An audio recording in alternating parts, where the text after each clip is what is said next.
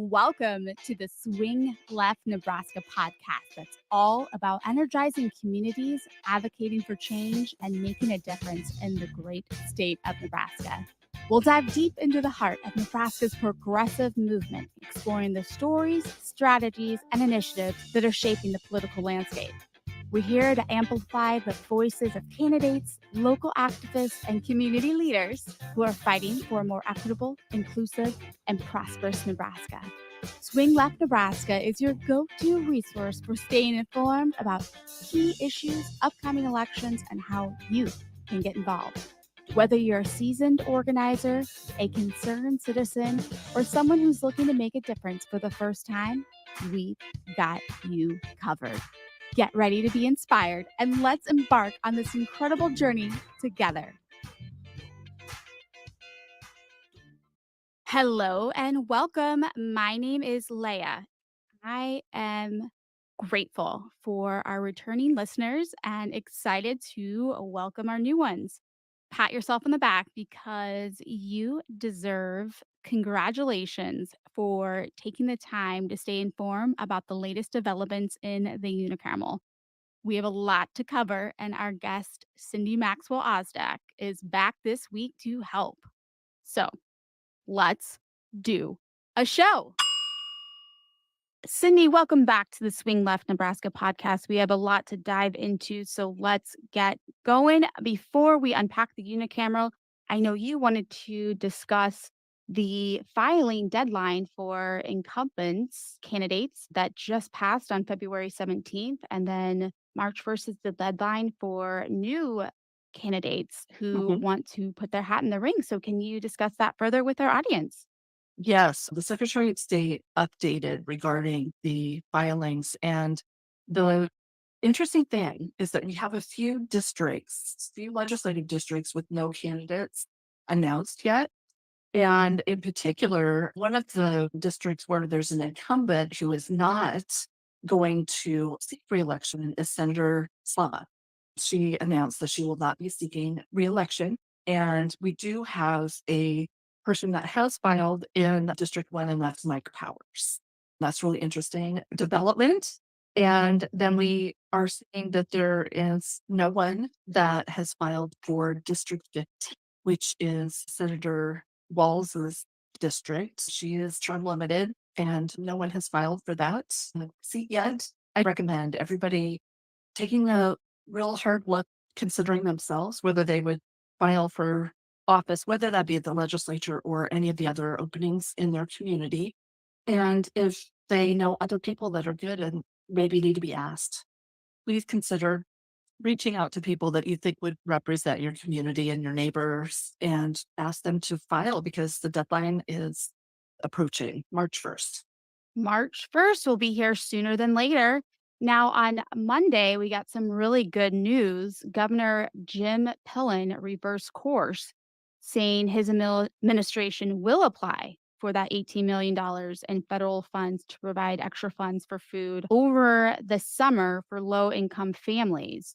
The program is expected to deliver an additional $40 a month in grocery buying funds to an estimated 150,000 kids across the state who qualify for free or reduced school lunches. How awesome is that? That was such a surprise, but I am so thrilled that he did decide to reverse course.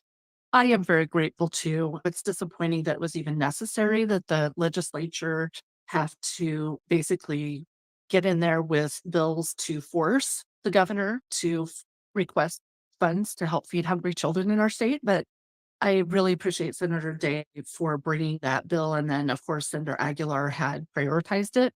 And it sounds like they're actually going to be proactive with reaching out to families to help them get lined up with these funds in case they weren't already. So I'm really pleased about that. Let's get this done and move on and focus on additional priorities and solutions for our, working families. I agree. Now, a bill that does not focus on solutions was LB 1381, introduced by Hansen. This would provide work requirements for recipients of the Supplemental Nutrition Assistance Program, the SNAP program. So, this bill would actually prevent Nebraskans from applying for waivers during economic downturns and implement additional work requirements. for recipients of the SNAP program. So, what a disappointment, don't you think? The word disappointment doesn't even cover it for me. And as the chair for HHS, I know that Senator Hansen is access to all the information he needs to understand the problem with food insecurity in our state. We have the food bank to support so many of these different locations across the state. They're telling us that they can hardly keep the people in our state who are struggling with putting enough food on the table should not have Senator Hansen trying to make it harder for them to feed their families. And lest anyone forget, the other states where they've implemented these work requirements, the data is showing that it's actually not bad policy.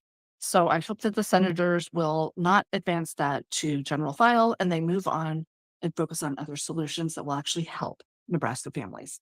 I agree. And just from a personal standpoint, I work with a lot of patients who are medically disabled, and I hope this bill doesn't impact their status because I know firsthand that they cannot work due to their limitation of the disease that they have. So I Mhm. hope this doesn't impact any of those people. Another disappointing bill was since 12/11. I know we talked about this a little bit last week. He proposed this bill to cut the 5-week length and cost of campaigning in modern elections, including early voting operations. What was really disappointing too is that I received the backing of Nebraska Secretary of State Bob Evnen. He didn't actually testify in person, but he did submit a letter calling the change a sensible policy solution that sets uniformity and early voting practices without requiring additional changes to the law. Can you discuss that a little further for our audience? I feel very strongly about the responsibilities and right we have as voters in our state. I encourage greater access to our ballot for all eligible Nebraskans. And it was very disappointing to me if the Secretary of State is looking for uniformity, why don't we make it more uniform to align with the longer time frame for voting by mail?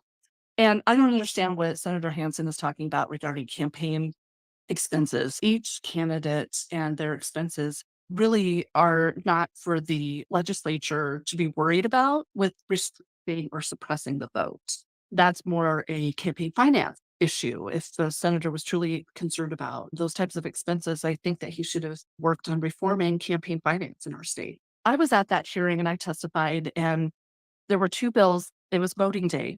And this was Chairperson Brewer in the Government, Military, and Veterans Affairs Committee. He calls it voting day in the hearing.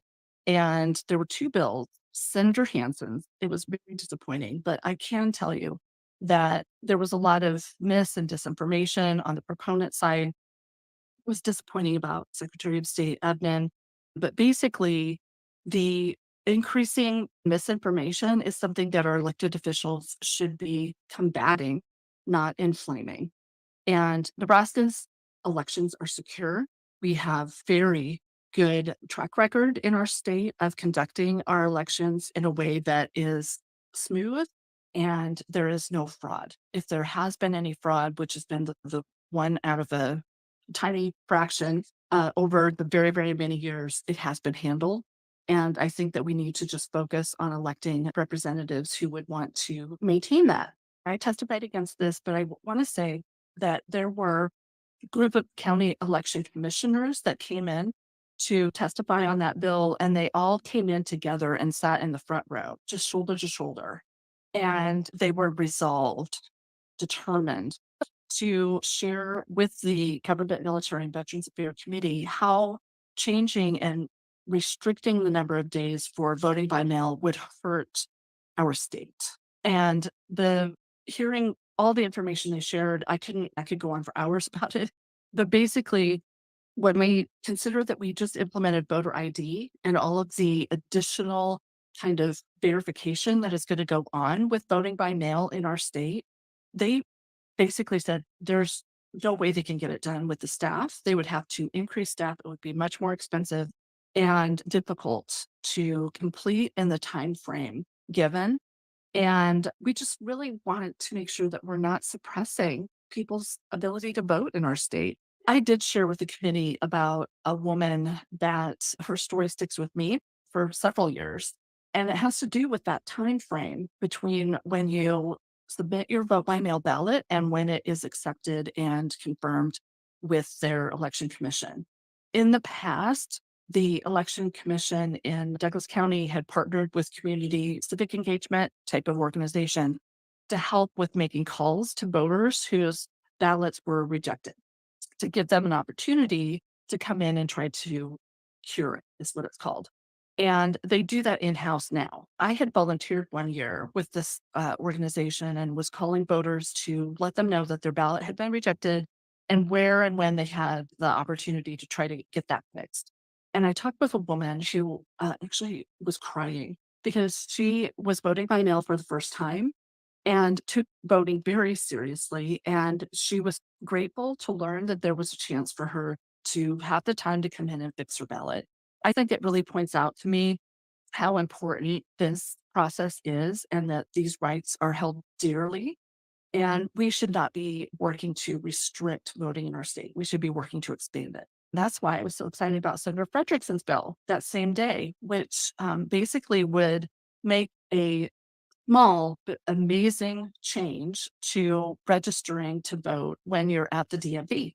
Currently, the form is an opt-in. So if you're at the DMV and you're getting your license or you're renewing it, there is a checkbox that you would mark if you want to update your voter registration. So it's called opt-in. And what he is proposing and what they do in other states, which really helps engage voters and help bring new voters into taking an active participation, it's to opt out. So the basically it would just be flipped and the option would be you have to mark the box if you do not want to be and you do not want your voter information updated. I think this is an amazing change. It doesn't have any impact on how the verification process happens or anything like that. It just gives voters greater access so that they would not hopefully opt out of voting. And it also just gets to every Nebraskan how important this right is and that the state expects their citizens to take up this responsibility. So I was excited about that bill too. Yes, and that was Frederickson's bill, 1022, correct? Mhm. And Yes. is there still time to comment on that bill? Yes, you can comment on all bills that are still active in the Nebraska legislature. Now, a contentious bill was introduced last week by State Senator Dave Merman, Legislative Bill 1330. It resembles laws passed in other conservative states, such as Oklahoma. The legislation seeks to ban DEI, diversity, equity, and inclusion bureaucracies, which have emerged as a new battleground for conservatives in their fight against critical race theory in higher education. Now, if this bill is passed into law, the bill would prohibit public higher education institutions from mandating that their employees participate in training or workshops on power and privilege and how these concepts affect individuals of different races, genders, sexual orientation, and gender identities. The proposed legislation would also allow employees required to undergo such training to file lawsuits against their employees. Additionally, the bill would prohibit using tax dollars to fund DEI programs, including supplies, service data, and support, unless federal law mandates their usage. Now, there was some heated back and forth on this bill that went late into the night, and you were able to catch most of that, correct, Cindy? Yes, we recorded it on our YouTube channel with the legislative study group. I want to thank everyone who came to testify against LB 1330. I wished I could have been there, and I just think that it is a testament to the second house that we would have people committed enough to stay until late in the evening to make sure and let the senators know how important we hold this dear regarding diversity, equity, and inclusion. And that bill, and then another one that day by Senator Lippincott, which was going to limit and prohibit tenure at our universities. Both of these bills were coming at diversity, equity, and inclusion and our education system in our state from different angles, but the overall impact to our state would be terrible.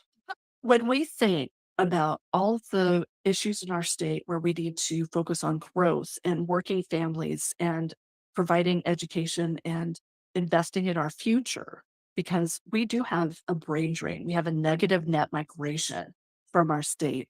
We need to be growing our education and our companies and our opportunities so that we can continue to attract and retain talented people to our state.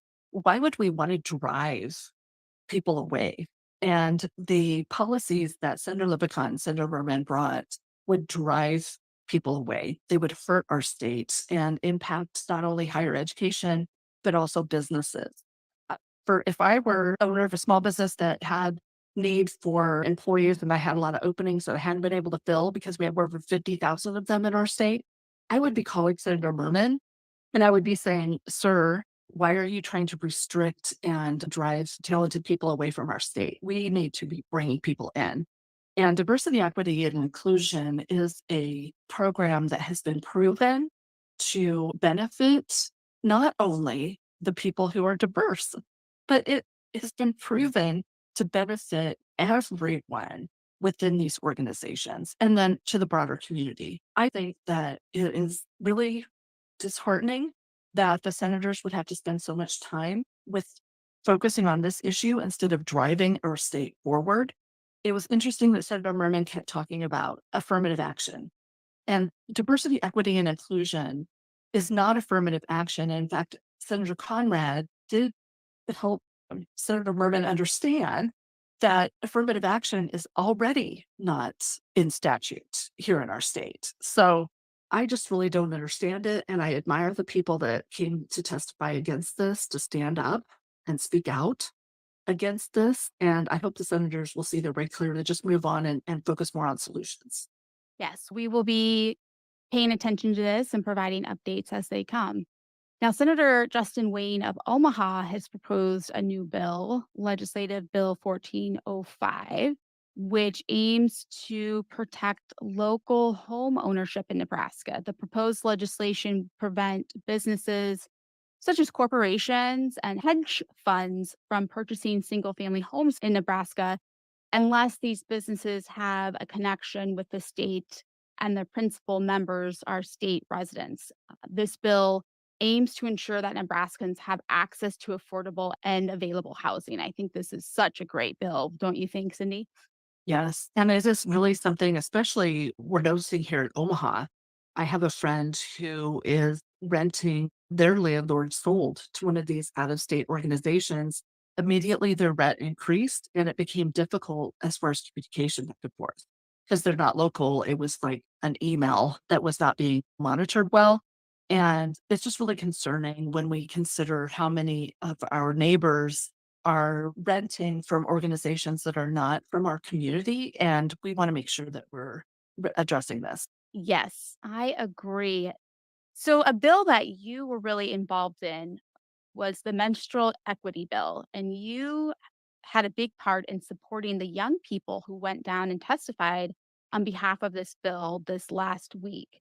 Can you tell the audience about your experience and what this bill is and what to expect from it? I'm just so excited about Senator Conrad's LB 1050, which is to provide menstrual products in the restrooms across our state in the middle and high schools. For anyone who's menstruating, you realize and know that when you need a product, you need it right then, not to have to try to go to the nurse's station and ask for it or get permission from your teacher and all this kind of stuff. This is something that impacts especially our young people in our state. And I am just one member of a larger group, which is the Nebraska Menstrual Equity Coalition, and I admire the members of this organization. Our coalition is so proud to support the young women who worked hard on this legislation with Senator Conrad. There were people who came to speak that were high school seniors, young women. One was a middle school student, and they told very personal stories illustrating why this issue is so important. And I am here to say that these young people are future leaders for our state. Amazing. And hopefully the senators can get this forwarded to the floor, get this passed, and make an impact on these young women on a day to day basis in our schools. That is wonderful. And another bill that would impact schools is LB 285, passed its first round of debate, introduced by Senator Lynn Waltz, and has been placed on select file. This bill would make sure that more kids have access to healthy meals by requiring Nebraska schools or districts that serve a certain percentage of students in poverty to provide free lunch and free breakfast to all students through the Community Eligibility Provision, CEP. What can you tell us about that bill? Yes, I was excited that they were able to advance that to the next round. That amendment is something that will really help struggling families in our state. And I know that Senator Linehan initially had some reservations, but then they were able to discuss making sure that they would look at how this would impact TIOSA before they came back with it on the next round. I'm hoping they move forward with this. This is one more bill that would help with bridging that gap for struggling families in our state. Senator Conrad has a bill that would actually eliminate school districts from sending their parents to debt collection regarding Yes, school lunch accounts. So hopefully, in a really comprehensive way, the senators this session will be able to address hungry children's needs from a lot of different angles. And let's just really look at this in a holistic way and make sure that we're helping these families to make sure that they can put food on the table for their kids and that when the kids are at school, they can get enough to eat. They should be focusing on their education and learning and not grumbling stomachs. I agree. It's just common sense to make sure that our children are well fed and do not have hunger as a barrier to their learning experience. Pivoting a little bit, LB 1278, Senator Terrell McKinney would require Medicaid to cover doulas and doula services and support pregnant Nebraskan choices for childbirth care.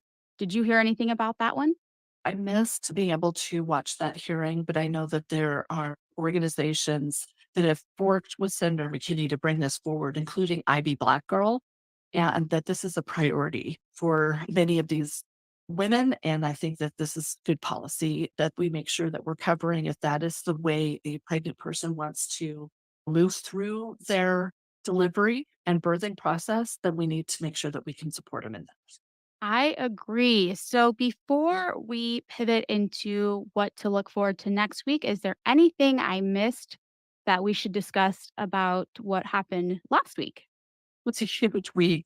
But there were two bills in exec board last week. Senator Arch brought regarding the oversight of the legislature regarding the inspector general's process. And I am hoping that the senators will take up their authority and assert it regarding being an equal branch with the administration and get something resolved so that we can make sure that all of these children and adults in the care of these departments that are part of our responsibility that we entrust to the administration, that they're being served well.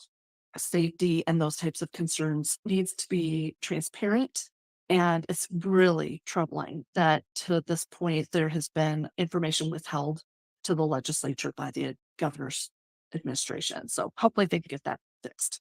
Absolutely. Absolutely. Thank you for bringing that to our attention. Another bill that actually was very concerning to many of us who support public schools in our state, which is the majority of us, was Senator Linehan's 1402, which basically seeks to bypass part of the process that was addressed by the repeal petition drive regarding LB 753 from last year. So Senator Linehan basically had said in the newspaper that if she passed 1402, she would drop her resistance to that repeal process because it would be mute.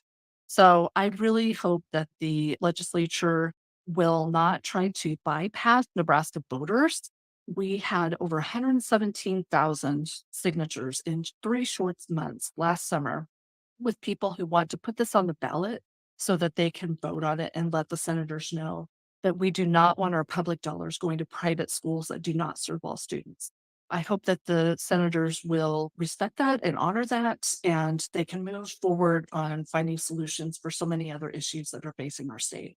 Could not agree more. So, moving on to next week, we have a lot coming down the pipeline as well. LB 1109 would provide an exception under the Preborn Child Protection Act to allow an abortion after 12 weeks in the case of a fatal fetal anomaly and change and eliminate certain penalty provisions relating to abortions. And that was introduced by Senator Reapy. And I understand you have a lot to say on this topic.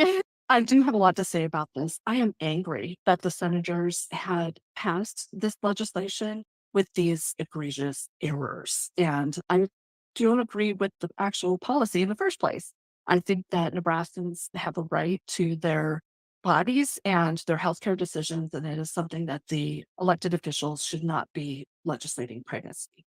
One of the things that makes me so upset about this particular law was that on the floor of the legislature last year, Senator Reeky and Senator Ben Hansen, who was chair of the HHS committee, had a back and forth about how the hasty process to try to merge the abortion ban with the transgender healthcare ban for use in our state, they had these glaring omissions regarding fatal fetal anomalies and exposing Nebraska physicians to criminal liability. And it was with the last minute, it was down to the wire. And instead of going back to the drawing board to fix this at that time, they had a back and forth where Senator Beebe said to basically, Senator Hansen, sir, can we be sure that we will address this next year? And Senator Hansen said, of course. And that was that. They passed the law. The law is in effect, but right now in our state, there are no rights to abortion in the cases of fatal fetal anomaly. We saw this play out in the state of Texas, where a woman had needed abortion care regarding the fatal fetal anomaly that she was facing, that was also really impacting her potential health and life. And it went all the way up to that state Supreme Court. And eventually it was determined that she did not have that right to that health care. But in the meantime, she had left the state to seek that care. We don't want Nebraska women to be faced with having to leave their home and go out of state to seek care when their decision would be to terminate their pregnancy with their doctor. So I just think that this is something that is tragic and we should not be inserting the legislature in that process. We are talking about cases where there are pregnant women who have their 20-week ultrasound and tragic news, situations where the fetus, when born, if even born, would potentially be stillborn or not be compatible with life and struggle after they were born before dying. I will say that most Nebraskans trust their medical professionals and their doctors, and in fact, are so concerned that we would be putting them in the harm's way of liability at this point that the senators left this open question since last year. This should have been a priority bill that was heard the first day of the session and already passed by now. I am hoping that they move forward on this quickly and make sure that they follow through on the promise made last year on the floor of the legislature between Senator Beebe and Senator Hansen. I agree. Some of the bills we're going to discuss next are bills that will help support our young Nebraskans. LB 1106 and LB 1107, introduced by Senator Jen Day to support breastfeeding parents. LB 1106 requires Medicaid to cover lactation consultation visits to increase breastfeeding support. And LB 1107 would provide personal breast pumps to Medicaid recipients for as long as they choose to breastfeed. What amazing bills to support the born. This is what Yes. I call pro life bills, right? Yes. In fact, that particular hearing, I hope everyone will submit their online comments. The thing that shocked me is I did not realize that our neighbors who are on Medicaid don't have these services. They don't have access to the support. And I know there are many mothers like me, myself. I benefited from lactation consultants. And the thing that is shocking to me, especially as a previous HR person, is that Medicaid would have a drop off early regarding breast pumps. When someone goes back to work is when they most need the breast pumps so they can maintain their milk for their child. This is a no brainer. We need to fix this so that all mothers in our state, whether they're on Medicaid or not, can access these services and feed their child and breastfeed them if they choose. I am someone who is very aware that not everyone chooses to breastfeed or can, but if that is something that they're looking to do with their child, we should be making sure to support it. All right. And then we spoke about this bill last week. Frederickson's 856 would provide free childcare to childcare workers. So that one is coming up next week as well. Yes, it's on the agenda for Monday. I'm not sure if they will get to it. I hope they do. But this is a bill I'm very excited about. And I hope that the senators will move it forward and get that passed. Yes. So we will be paying attention to that and giving you an update. And then I believe it's Legislative Bill 857, introduced by Senator George Dungan of Lincoln, would adopt the Nebraska Prenatal Plus program, which is similar to the ones in Florida and Colorado. Under Dungan's bill, the reimbursement could begin at about 6 months prior to birth.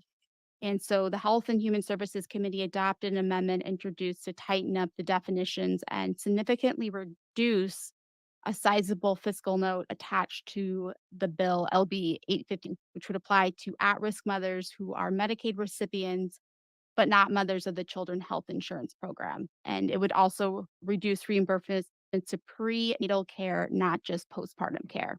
So that's a really good bill. Yes, I was at the Capitol when they were voting on that the other day, and I was just so glad that they moved that forward. There was an amendment added to put a sunset provision on that bill. I hope that when they pass this and we get the data to show how beneficial it is to these mothers and babies, that they will then in the future legislature extend it. So I obviously am not wanting a sunset on this particular program, but it looks like it was set for 2028, which will give hopefully ample time for data to come in and show that this is the thing that is really important for our babies. So, for those who don't understand what sunset means, can you explain that so we have a clear understanding of the meaning of what it means to sunset a bill? Yes, I can share what I understand, and I'm still learning about the legislature. But what the senators are doing is basically requiring that a program be able to prove that it's a benefit to the state and come back to a future legislature to be either reauthorized or re-upped or splashed, maybe even increase the funding. So these pilot projects, I see this sometimes with programs that are like especially regarding supports for struggling Nebraskans. We want to make sure that these programs are really doing what we have the senators intending them to do and that the results are what we are expecting.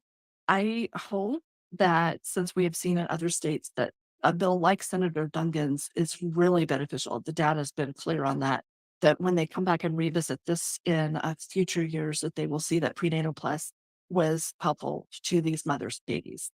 Perfect. Now, Tuesday, there's going to be a bill that is focused on fixing the 911 services, specifically in the rural areas. What can you share about that? That hearing in telecommunication and transportation, there are three bills brought by Senator Frederickson and Senator DeBoer. It's something that we really need to make sure and address in our state. But there have been outages and other difficulties with our 911 services, and the safety of Nebraskans is paramount. That should be something that the senators take their responsibility very seriously to do whatever they need to ensure that these problems are fixed. And we need to make sure that the problems not only are fixed, but that the systems are in place, improvements if they need to be. I am excited about what they're working on, and hopefully, we will not be having more newspaper articles about how 911 was down in certain parts of the state or that we had difficulties with outages. And I can imagine how difficult it would be if we had a family member with an emergency and we could not access 911. It's just a basic service that we expect our government to operate on our behalf. So this is a life-saving service that needs to be fixed immediately because, yeah, the repercussions of not having access to 911 services is literally life altering and detrimental. So I'm glad that this is being addressed. Sydney, that was a lot to digest. As we wrap up, is there any final comments, any final words you have for our incredible, amazing, wonderful audience listening today? I think just reminding everyone to be in touch with your senator. They're now starting to move more through floor debates. And as your senator is considering yes or no on these important statutes, they need to understand what your priorities are. So I would make sure to give your senator a call, leave them a message, send them an email, and just let them know what you are wanting them to focus on for your family and your business. Perfect. And as always, in the show notes, I'll leave a link so you can click on that to find out who your senator is, and another link so that you can see what bills are up for the week and easily leave your comments from your laptop or your phone. It is just too easy to not do. So, thank you, everybody, for tuning in. And Cindy, I will catch you next week as we continue to unpack this incredible unicameral. Thank you so much. We have come to the end of today's episode of the Swing Left Nebraska podcast. We would like to express our gratitude to all of our listeners for tuning in and being an active part of our community. Remember, every single conversation, every vote cast, and every act of activism is crucial in our efforts to bring about positive and progressive change in our state. Don't forget to follow us on your preferred pod platform so that you never miss an episode. And please consider sharing the show with your friends and family. Until next time, let's mobilize, let's take action,